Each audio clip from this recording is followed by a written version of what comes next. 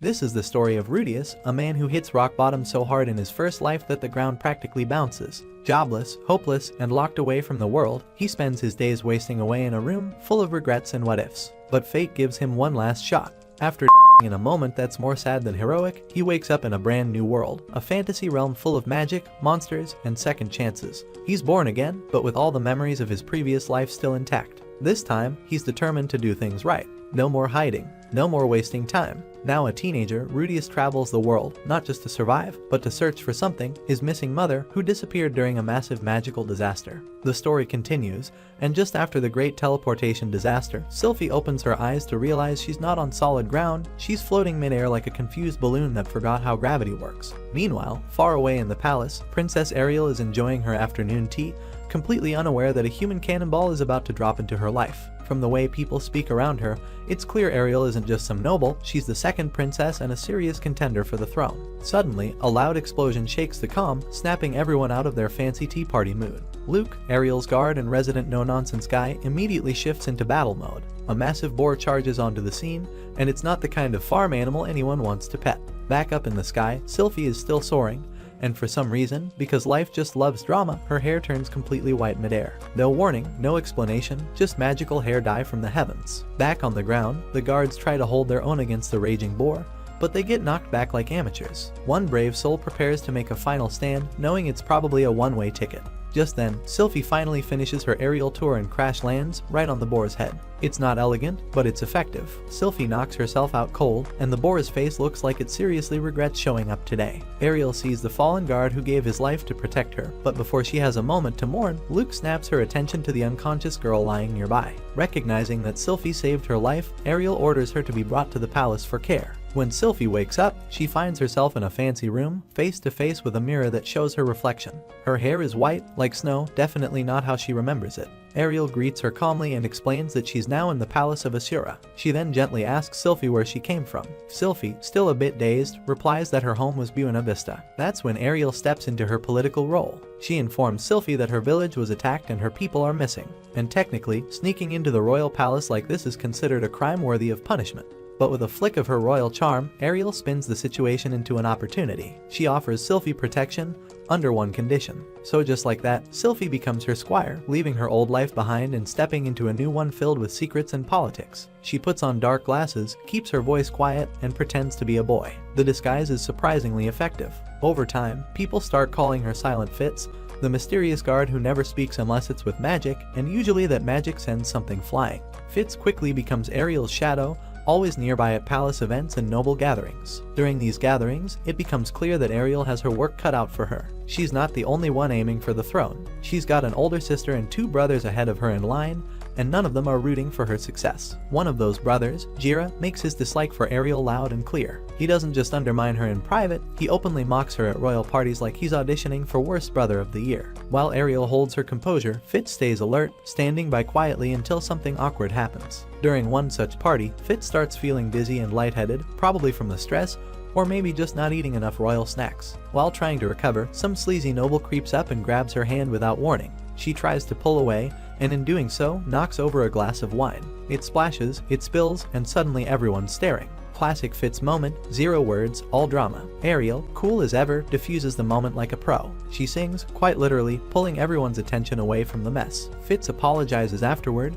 but Ariel waves it off. To her, Fitz isn't just a bodyguard, she's a friend. Both Ariel and Luke promise to always stand by her side. Even with that comfort, Fitz doesn't sleep well. Nightmares begin to haunt her, memories of the teleport disaster, fears about her missing family, and probably some internal screaming about living under a fake name. Luke, ever the observant knight, notices. The next day, he tells Ariel about Fitz's restless nights. Ariel, mid-command and multitasking like a queen in training, listens carefully. Later, Fitz catches up with her and gently asks if there's been any word about her hometown or family. Ariel gives her a difficult answer. Many of the villagers have been scattered across the kingdom, and with her current limited influence, tracking them all down quickly isn't possible. It's not the news Fitz hoped for, but she thanks Ariel anyway. Understanding that Fitz is still struggling, Ariel makes a simple offer. She invites Fitz to sleep in her room at night, hoping the company will ease the nightmares. It's a small gesture, but in a palace full of politics and hidden knives, it means the world. While things on the surface seem calm, trouble brews behind closed doors. Ariel's brother, Jira, is secretly working with Darius, plotting to get rid of her once and for all.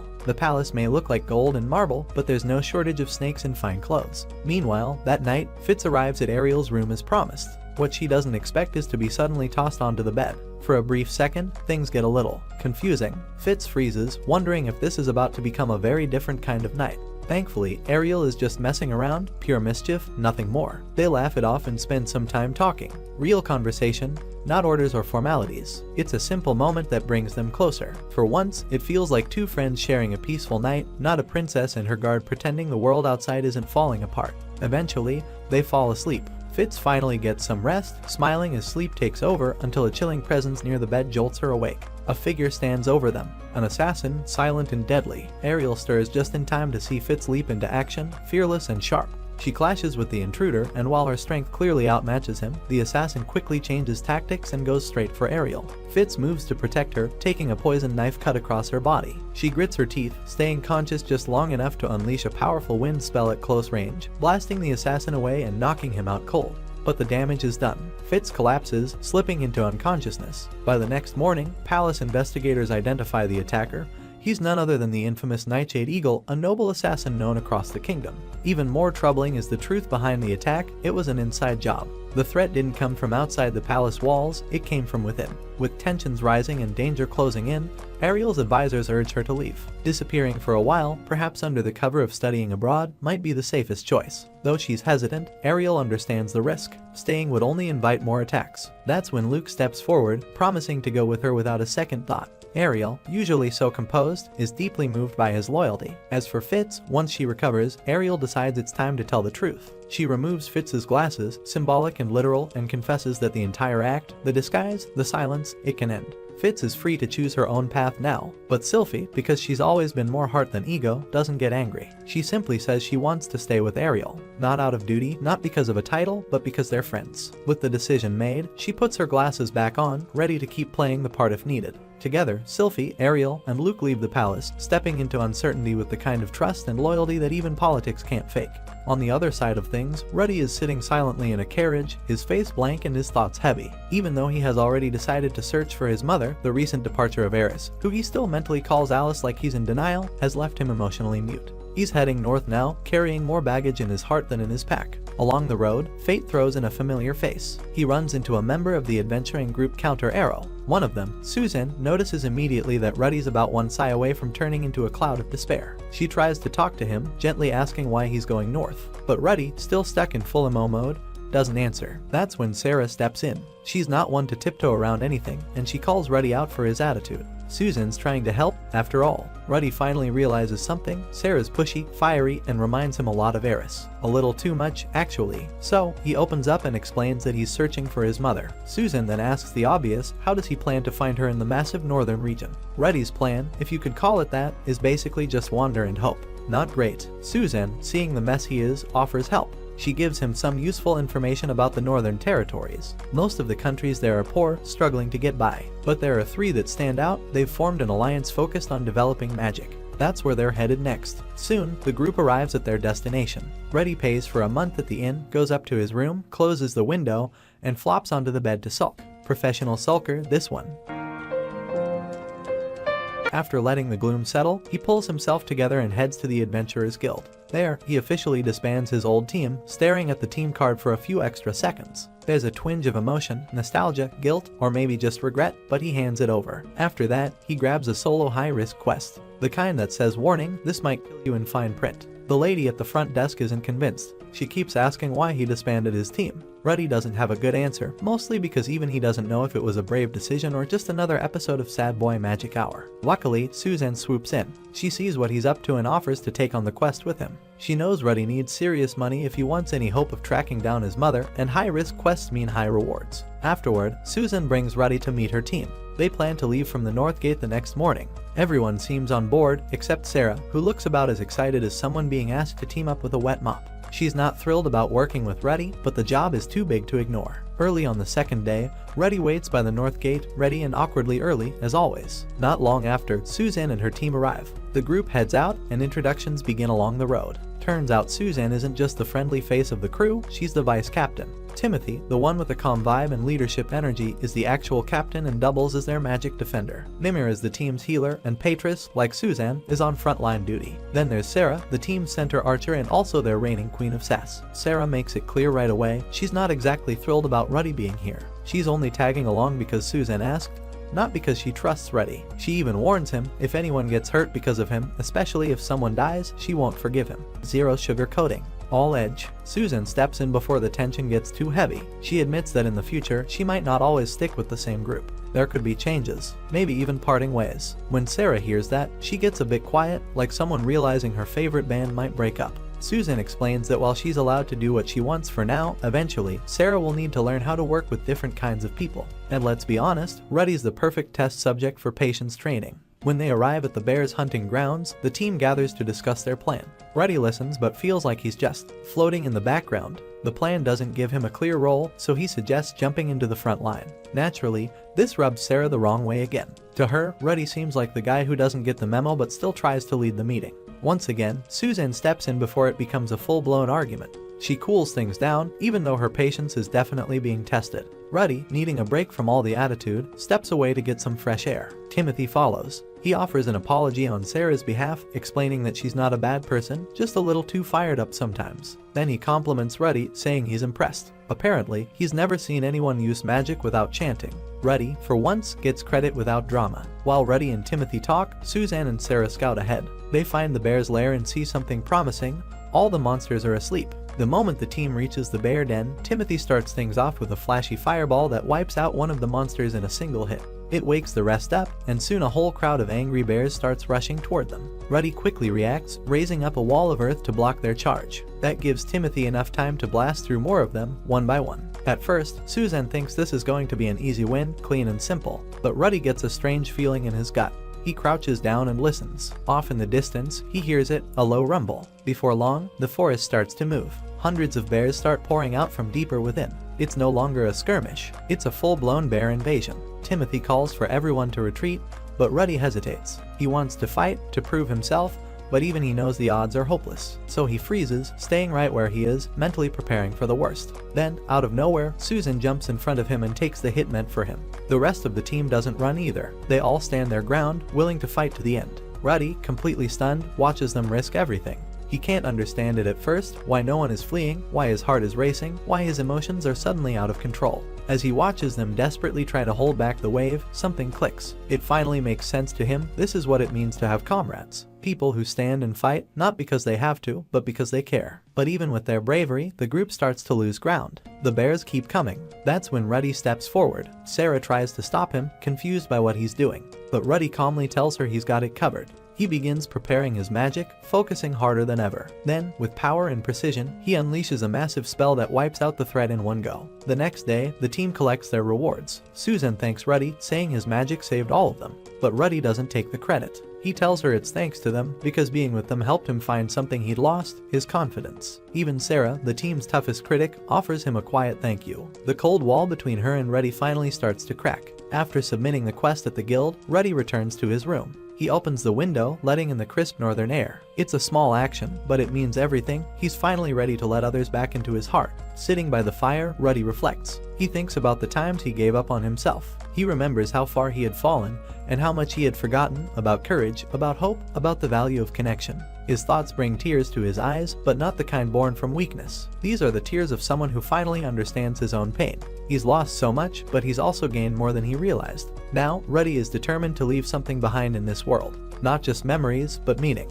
No matter what the future brings, he won't walk it alone. The past still hurts, but it also shines like a light, a guide, not a chain. And in that moment, Ruddy isn't lost anymore. He's ready to begin again. In his previous life, Ruddy was the kind of guy people forgot was in the room, awkward, overweight, and permanently glued to his screen. But in this new life, he decides that version of himself isn't making a comeback. He trains hard, keeps fit, and actually has visible abs now, abs on him. Even more surprising, he's not hiding from people anymore. He becomes a known face in the community, and eventually, folks even give him a nickname. Nothing flashy, but it's a sign he's not just surviving this time, he's getting ready for something bigger. Not that he ever talks about who he used to be. None of this is framed like he's fixing a past mistake, at least not out loud. It's more like he's preparing himself for what's ahead.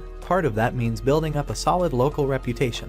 If enough people know his name, maybe someone out there will recognize it and connect him to Zenith. Maybe news will finally reach him. Months go by, and during that time, Ruddy makes a name for himself throughout the Basharant Kingdom. He keeps grinding away at quests, each one building his image as a reliable and powerful adventurer. It's not glamorous work, sometimes it's just gathering snow, which sounds peaceful until you realize snow in this region bites back. After finishing one such snowy task, Ruddy tags along with Counter Arrow for a more exciting mission, collecting Snowdrake scales. Seems simple on paper, but, of course, nothing ever stays simple with Ruddy around. The group ends up getting ambushed by the very Snowdrakes they were hoping to sneak up on. On top of that, they accidentally stumble into another adventuring party, Stepped Leader, who are also out hunting the same monsters. Because naturally, if there's a mess to walk into, Ruddy has a sixth sense for finding it. Even with the surprise run-in and the hungry Snowdrakes, Counter Arrow still pulls through and completes the quest. They make it back to Rosenberg in one piece, bruised but victorious. Sarah, feeling slightly less allergic to Ruddy these days, even talks him into joining the group's celebration.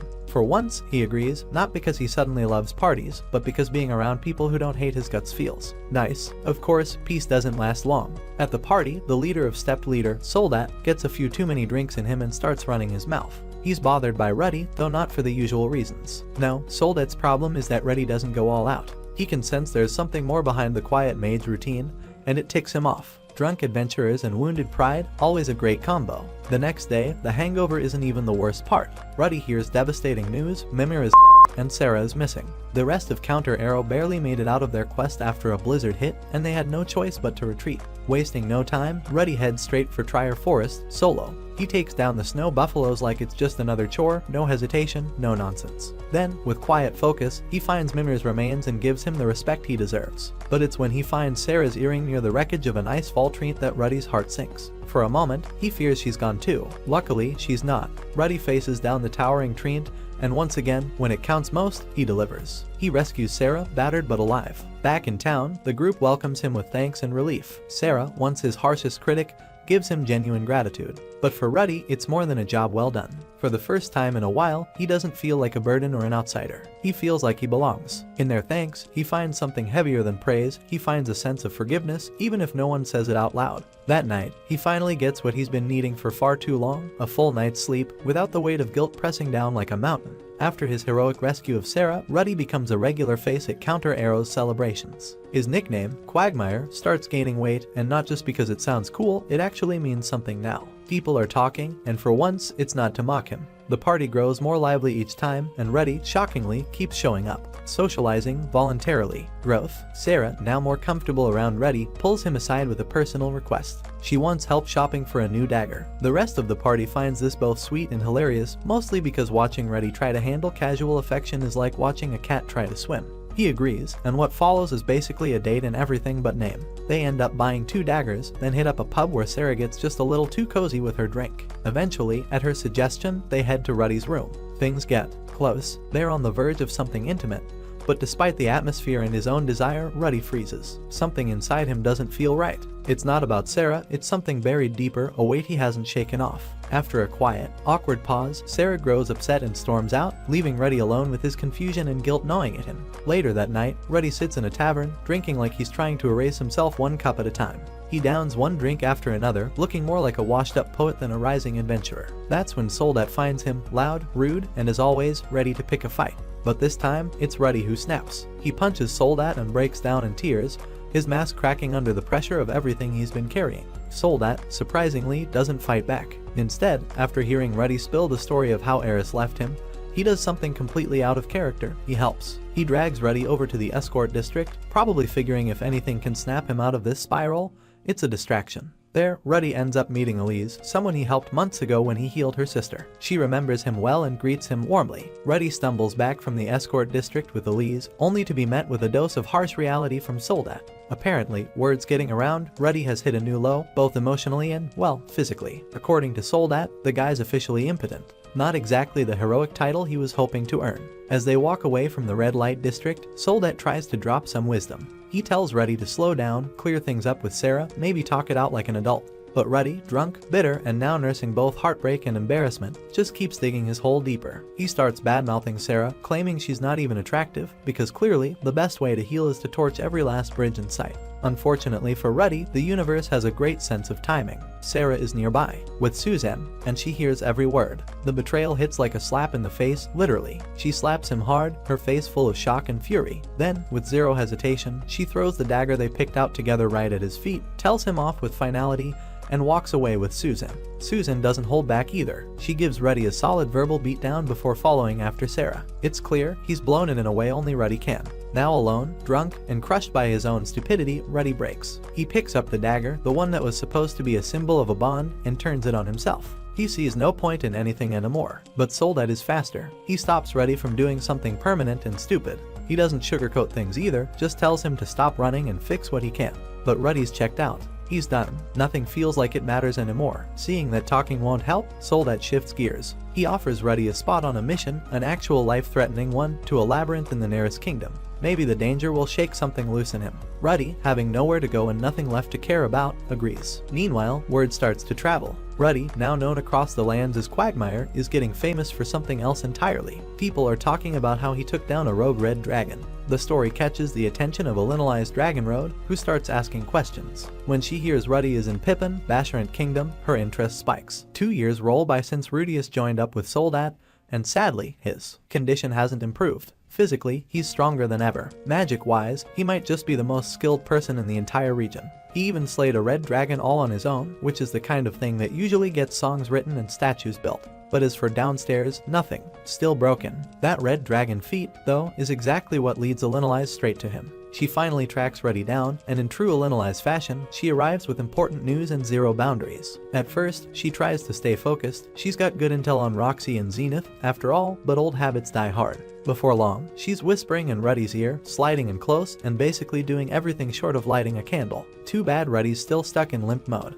If he could feel anything, he'd probably be in trouble, or in heaven. But nothing happens. No spark, no movement, not even a flicker. Elenali notices the necklace he wears, a small gift from the past, and pretty much moves on like he's furniture. She starts putting her energy into everyone else, including Soledad, because hey, why let perfectly good testosterone go to waste? Apparently, she even offers to pay guys just so they don't catch feelings, business casual in the most chaotic way possible. Ruddy, on the other hand, can't even sulk in peace. He respects Elenali's approach. It's bold, unapologetic, and oddly efficient, but deep down, he's frustrated. He can't even take care of things by himself, and that just adds insult to injury. And as for why Elenali hangs around after dropping off the big news, it's anyone's guess. Maybe she's waiting out the brutal winter. Maybe the surplus of men is just too tempting for her wandering heart. Who knows? But even while she's off socializing, she never strays too far from Ruddy. She's weirdly helpful too, grabbing his mail, checking in, hovering like an unpredictable storm cloud. And then she brings him something truly surprising, a letter from Renoa University. They're offering Ruddy a spot, no tuition, no attendance requirements. Just an open door. At first, Ruddy feels pretty honored to get an invite from Renoa University. Free entry,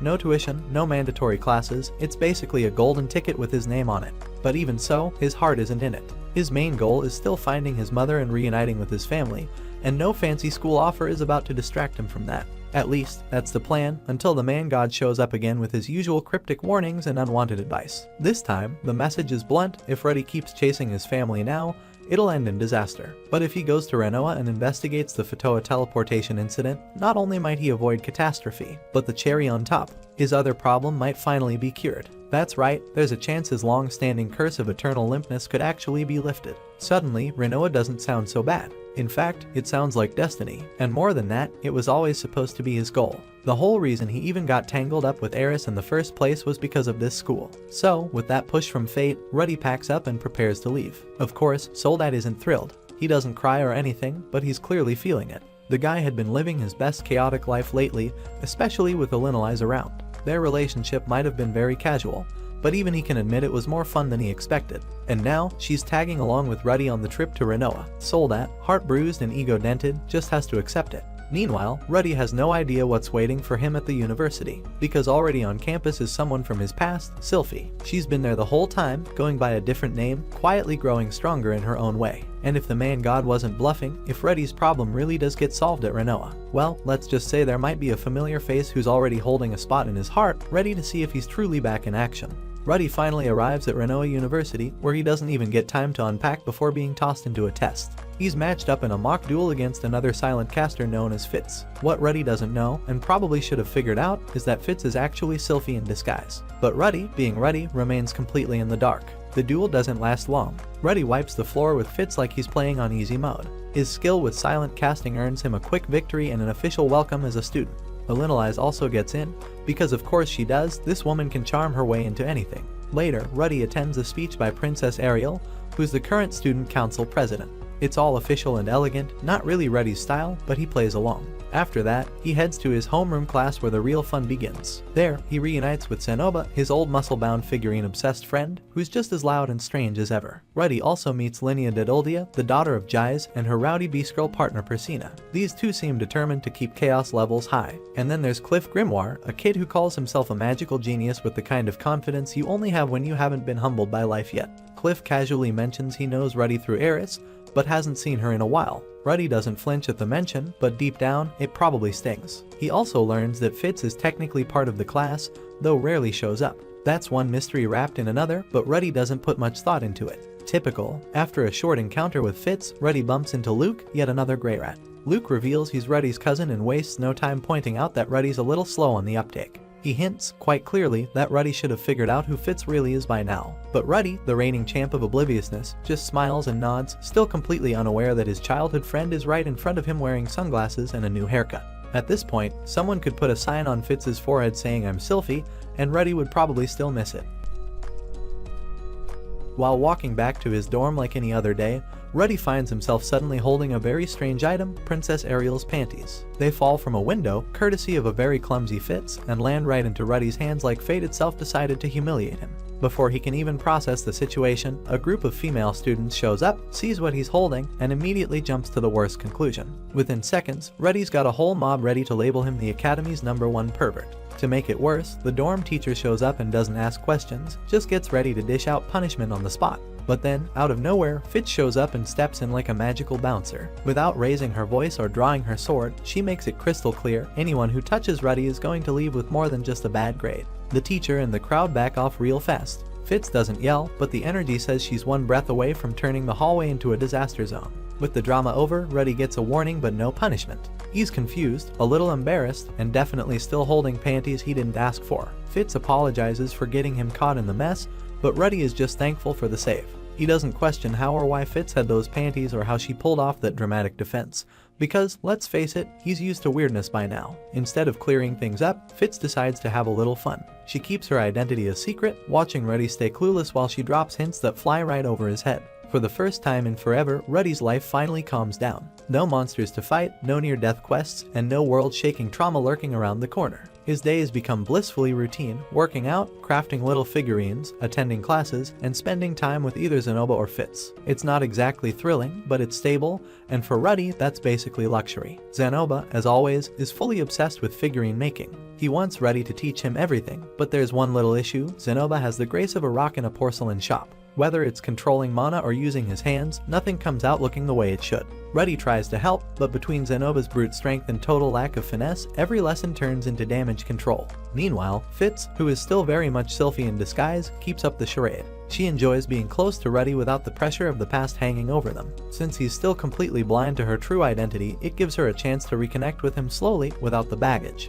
His awkward charm, his passion for magic, even his weird little habits, they all tug at her heart again. Quietly, she falls for him all over, this time without needing to rush anything. To make their time together more natural, she cleverly uses his research into teleportation as an excuse to spend time with him. Ruddy doesn't think twice about it. He welcomes the help, especially from someone who doesn't nag or interrupt his flow. But even as Fitz hides her feelings behind cool words and polite smiles, something starts shifting in Ruddy. The way she talks to him, the gentle support, the calm presence, something about it all stirs feelings he hasn't felt in a long time.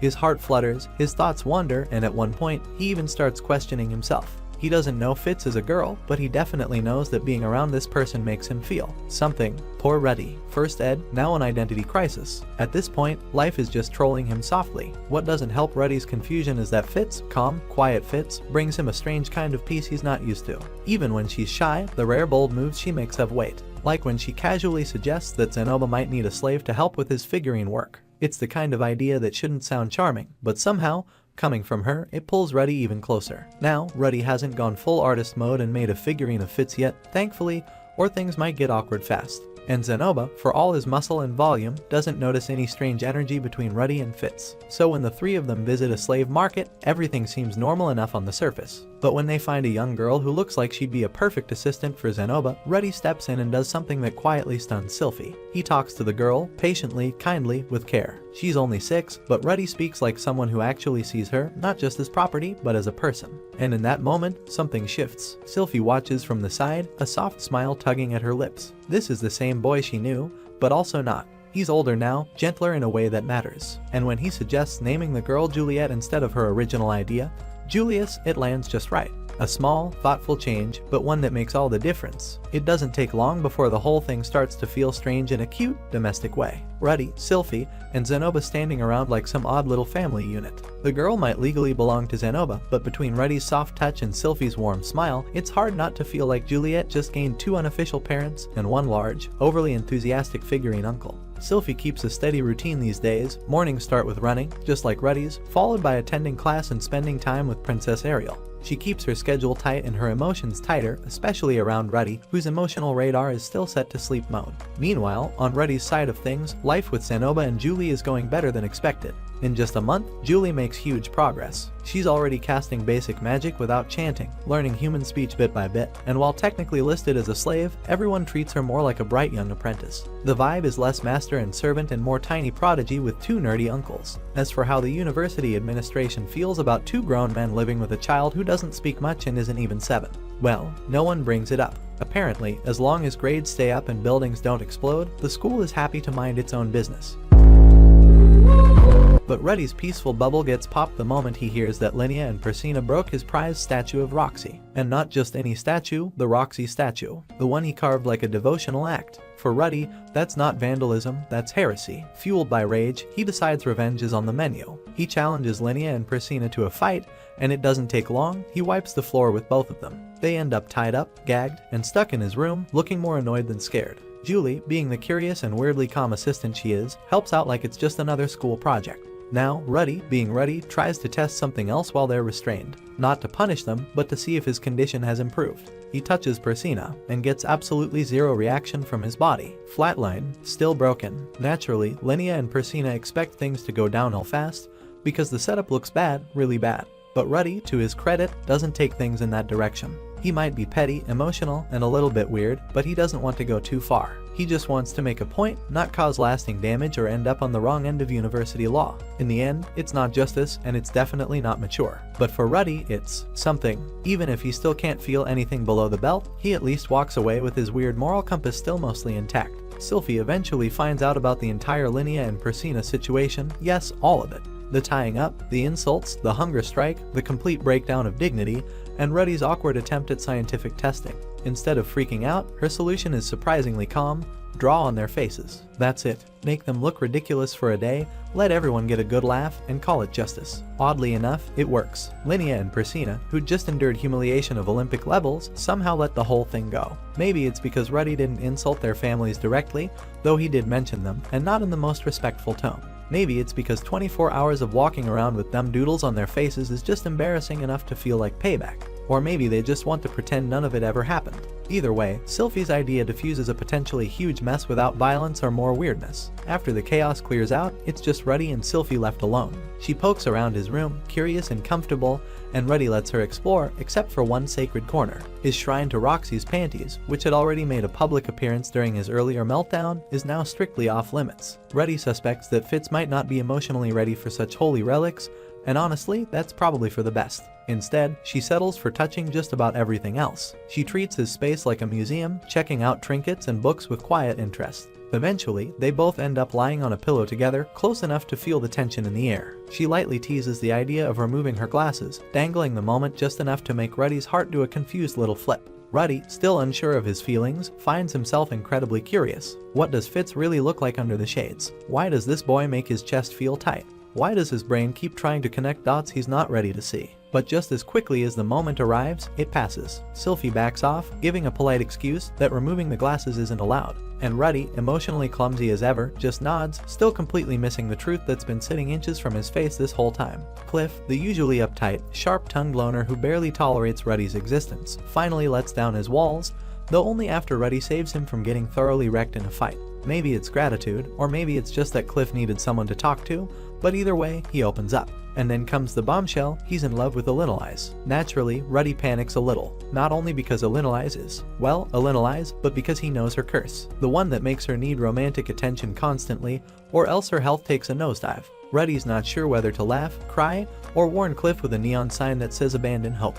He talks it over with Sylphie, who casually drops that she has a crush too, another clue Ruddy continues to miss like a pro. With her support, he decides to go ahead and make the introduction between Cliff and Elinolise. Elinolise, when she first hears it, is baffled. Her reaction is somewhere between confusion and suspicion. She actually wonders if Ruddy is trying to play a cruel joke on poor Cliff. But when the two are left alone, something unexpected happens. Instead of letting Cliff down gently, she accepts his feelings completely. Cliff even vows to lift her curse, and suddenly Ruddy finds himself third-wheeling a romance he never meant to create. Now, all Ruddy can do is cross his fingers and hope Elinolise's very colorful past doesn't come back to crash this fairy tale. Unfortunately, peace doesn't last long. Just as Ruddy's adjusting to his new part-time job as Cupid, it becomes mating season for the beast folk on campus. Persina and Linnea, being completely on brand, make it known that the only way to win their attention is by defeating Ruddy in combat. Because nothing says romance like a public throwdown. Word spreads, and soon Ruddy becomes the unofficial final boss of beast folk dating season. Suitors line up thinking they can take him down for a shot at glory, or something more primal, but one by one, they all fall flat. Ruddy holds the line with ease, swatting challengers like a magical bouncer at an exclusive nightclub. It's chaos, it's ridiculous, and somehow, it's just another Tuesday for him.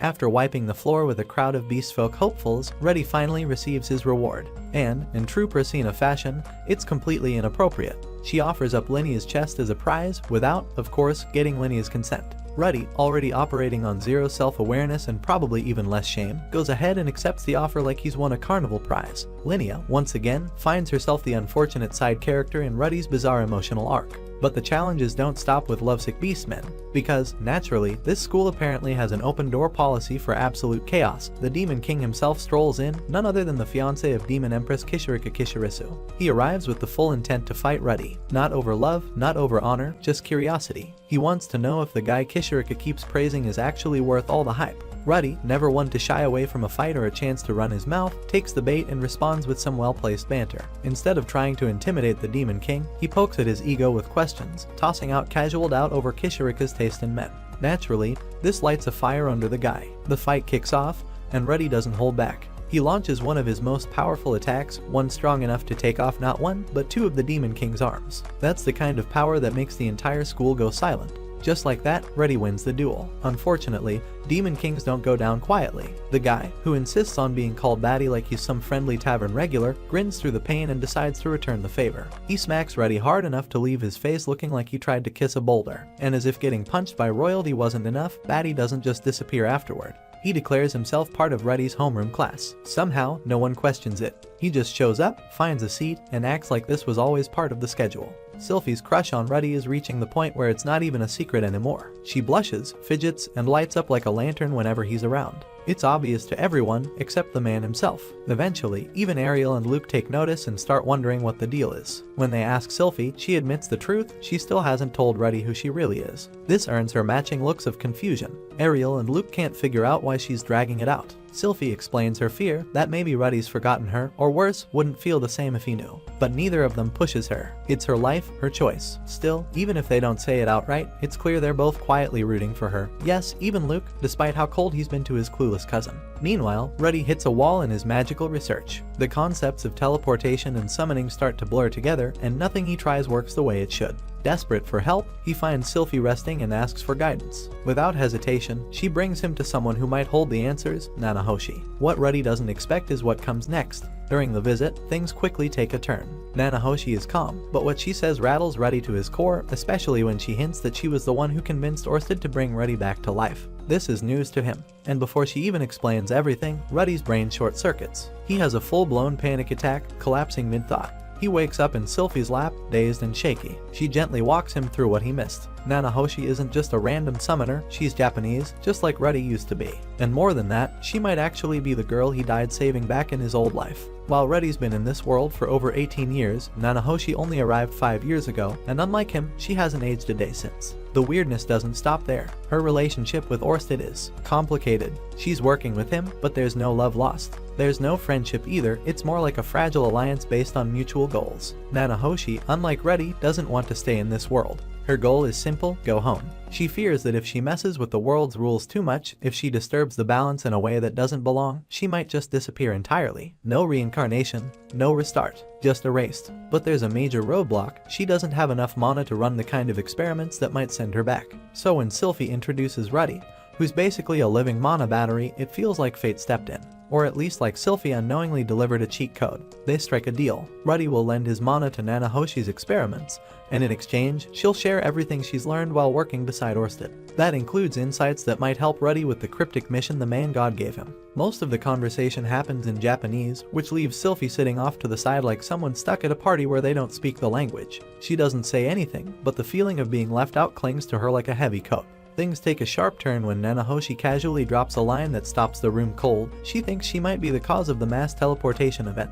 That's the one disaster that turned Sylphie's life upside down, scattered families, and nearly broke the world. Sylphie snaps. All her calm, composed behavior vanishes, and for a second, it looks like she's about to murder Nanahoshi right then and there. Ruddy has to act fast, but Nanahoshi, to her credit, isn't helpless. Even with low mana, she activates her magical defense rings, throwing up a barrier just long enough for Ruddy to get between them and cool things down. Eventually, the room settles. Emotions simmer and facts take center stage. Yes, Nanahoshi may have been involved, but she's also a victim, yanked into this world without warning, thrown into chaos, and just trying to get home.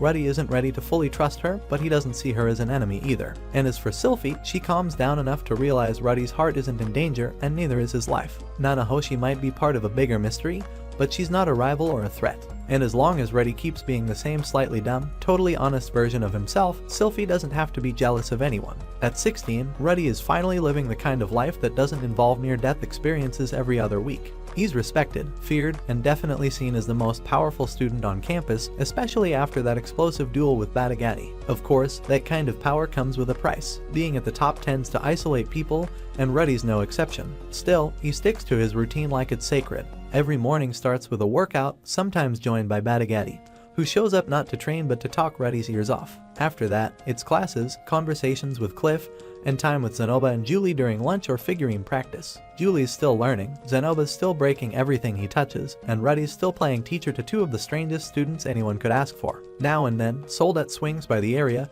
and when he does, things get a little messier. During one visit, he catches up with Ruddy, Cliff, and Alinalize. What's meant to be a relaxed reunion turns weird fast when Soldat, ever the gentleman, casually calls Alinalize a slut in front of Cliff. The surprising part, Cliff doesn't react, not a twitch. He just sits there like it's another day at the office. By now, Cliff has heard everything. He knows about Alinalize's curse, her past, and how people talk about her. And instead of running from it, he's embraced the challenge, spending his days helping her manage it, staying loyal, and taking everything in stride like the most unexpectedly wholesome boyfriend in the room.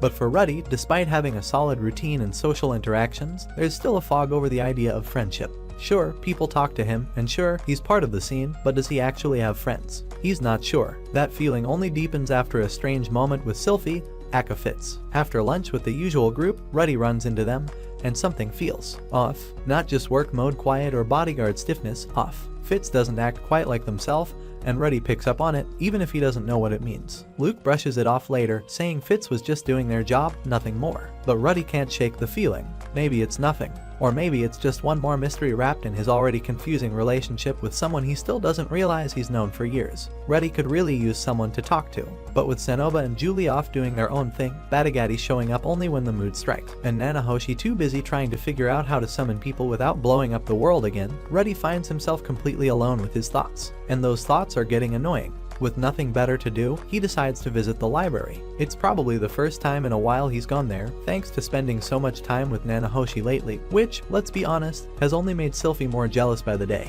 But fate tosses him a lifeline, because Sylphie just so happens to be there too. Showing a bit of emotional maturity for once, Ruddy brings up the awkward silence from before. Sylphie explains, in their usual quiet way, that they avoid speaking because their voice makes people not take them seriously. That's why they became silent Fits. Ruddy actually understands. The explanation situation makes sense. He even theorizes that maybe Ariel uses the Fitz identity sometimes when she wants to move in secret. Whether it's just Sylphie, just Ariel, or both, he convinces himself it's fine, no need to overthink it. At least, not until his heart starts doing that fluttery thing again. Every time Sylphie gets too close, Ruddy finds himself flustered. But with Fitz still presenting as a boy, Ruddy starts spiraling. Is he catching feelings for a guy? Is this a new part of his identity awakening? In his confusion, he goes so far as to ask Genius, the guy who recruited him, straight up whether Sylphie is a man. The answer is yes. According to Genius, Fitz is a guy. It's not a crushing blow, just a new layer of confusion. Ruddy doesn't feel upset, just lost. Fortunately, or unfortunately, depending on how you look at it, a minor mishap in the library clears everything up.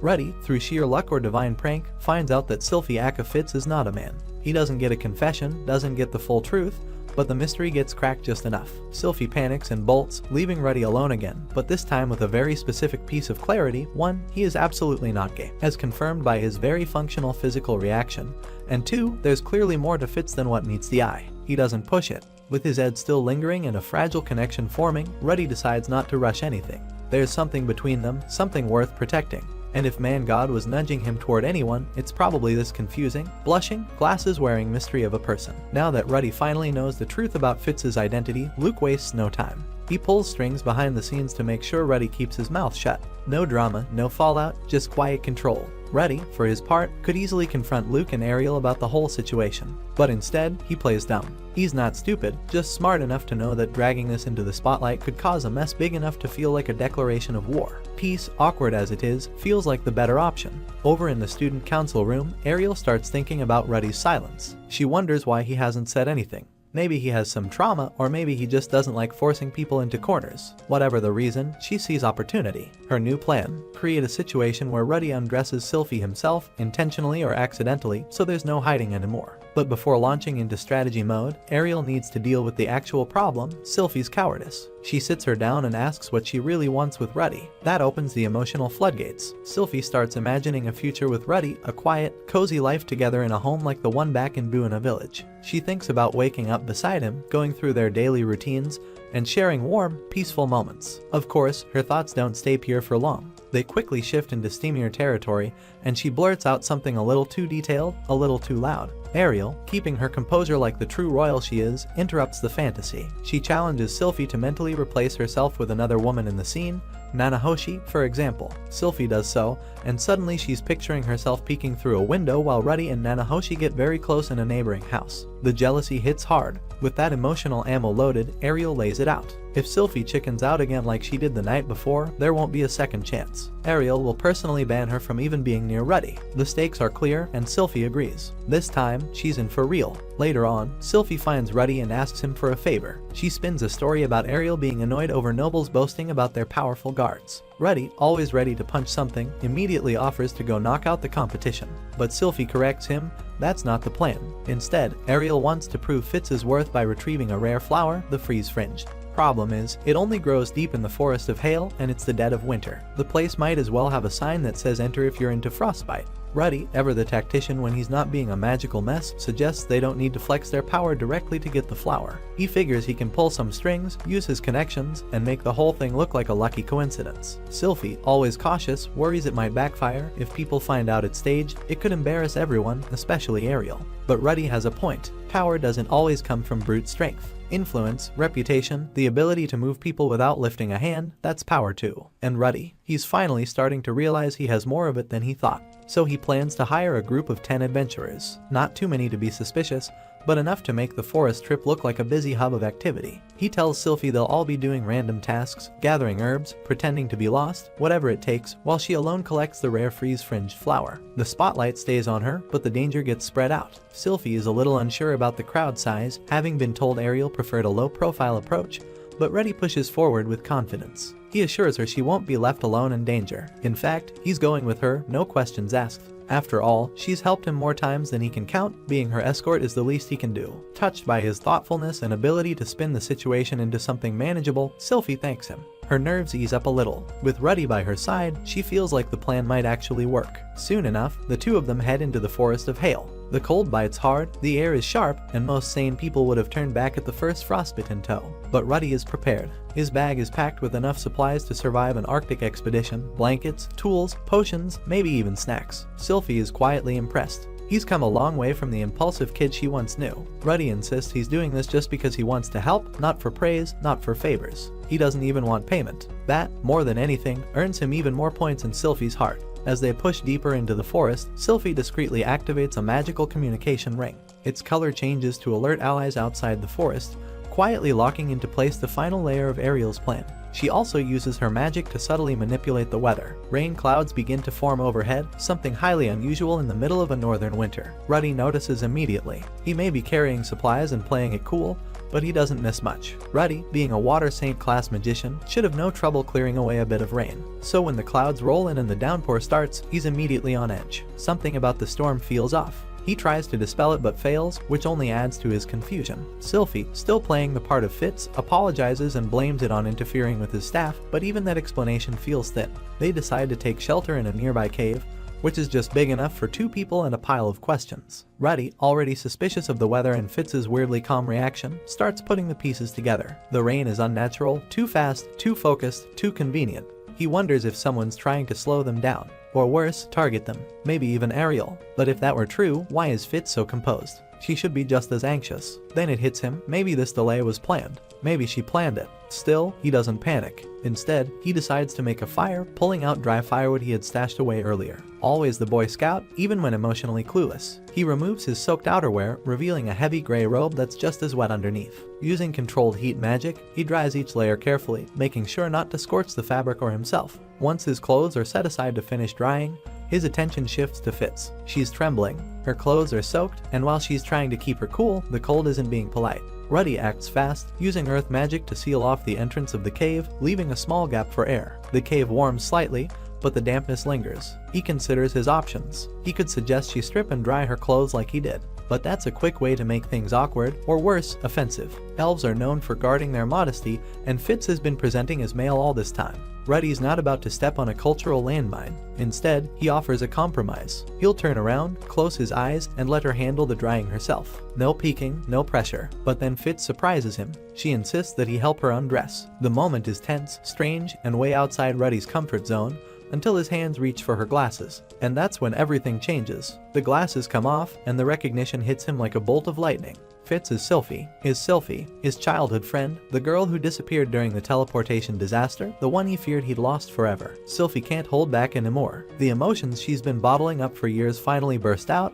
and she breaks into tears. She confesses everything, her love, her fear, her longing. She doesn't want to keep hiding. She wants to stay by his side, now and always. Ruddy is completely stunned. After all this time, after all the close moments, quiet talks, and weird fluttery feelings, how did he not figure out that Fitz was Sylphie? The realization hits hard, but it also makes sense. She's changed. She's no longer the teary-eyed girl clinging to his sleeve, now she's calm, collected, and mature. Well, mostly. She still melts in his arms like warm bread, and Ruddy can't help but jokingly wonder if she's been secretly using some softening magic or laundry agent.